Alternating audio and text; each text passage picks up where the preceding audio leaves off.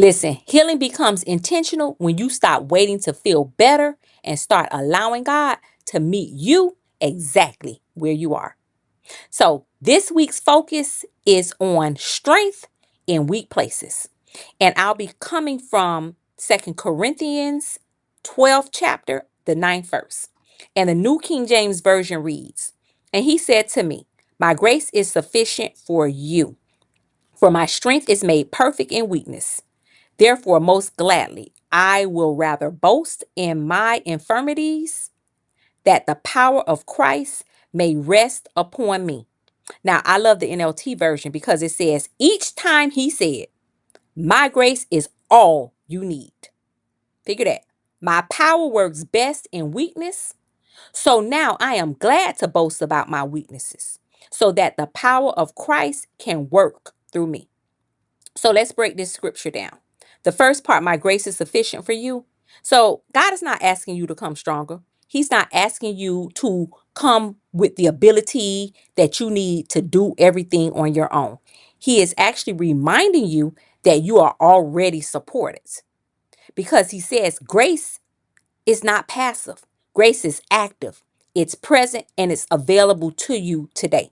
Okay. Now, sufficient means there is no gap.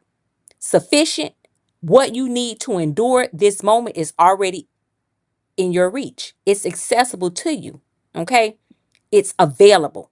So the frustration that you feel trying to hold it together often comes from carrying what grace was meant to hold. Then, for my strength is made perfect in weakness. So God's strength does not compete with yours. He's not trying to compete with us with anything. It shows up where ours begin to run out. So weakness is not about us exposing ourselves. It is actually positioning ourselves. So you have to think about it differently. It actually places us in the exact space where God's power can be fully seen. So, for instance, like the moment that you think that you can't do it anymore, that you don't have the capacity for this, that this is too much, that's the moment when God actually says you don't have to. So, therefore, most gladly, I will rather boast in my infirmities. Now, this is where there's a shift in posture, because it's pretty much saying no more hiding, no more performing strength, no more pretending that everything is fine, that you have it all together. No more. There is a level of freedom that only comes when you stop being committed to the image of strength. So it's time to remove the mask. Okay. And start being committed to the truth, because you can't heal when you continue to perform. You got to be real when it comes to healing. If you want to heal, you got to be honest. Okay. It's only when you respond to honesty. So that the power of Christ may rest upon me. Now, that's pretty much saying God's power does not rush in and out, it rests. Think about the rest that you need. It settles into the spaces when you stop trying to control. But it cannot rest where everything is already occupied, because you got so much going on in your life. It can't. So by you trying to do more, pushing more, striving, overthinking, and even you needing to manage everything on your own. So weakness actually creates room. And where there is room, God remains. Okay. So the devotional is you don't have to carry this alone. So there is a version of you that has learned how to function while feeling overwhelmed.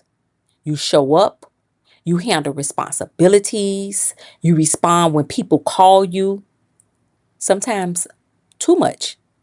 But internally, there are places that feel stretched, tired, overwhelmed, and most of all, unsupported. And if you're really honest with yourself, you've been trying to manage all of that quietly on your own. But this scripture interrupts that pattern today, because God is not asking you to push harder or to do more. He is inviting you to lean differently. He is saying, my grace is sufficient. And that means you are not expected to carry all of that by yourself. Okay? My strength is made perfect in weakness. And that means you don't have to wait until you feel strong enough, capable enough to be supported. There is nothing about your current state that disqualifies you from receiving what you need from God. In fact, it actually qualifies you because the areas where you feel the weakest in your life right now are often the areas where God is most present. And He's not present to judge you like man or woman will judge you, but He's there to sustain us, okay?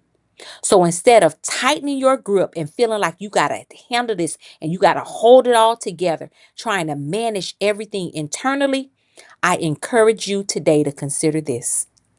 What would shift if you allowed yourself to be supported instead of trying to stay in control?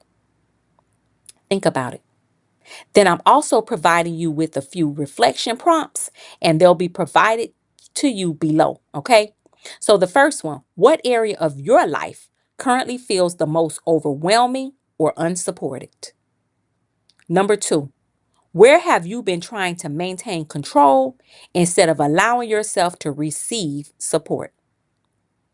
Number three, what does grace is sufficient look like in your real everyday life? Not in theory, but in practice.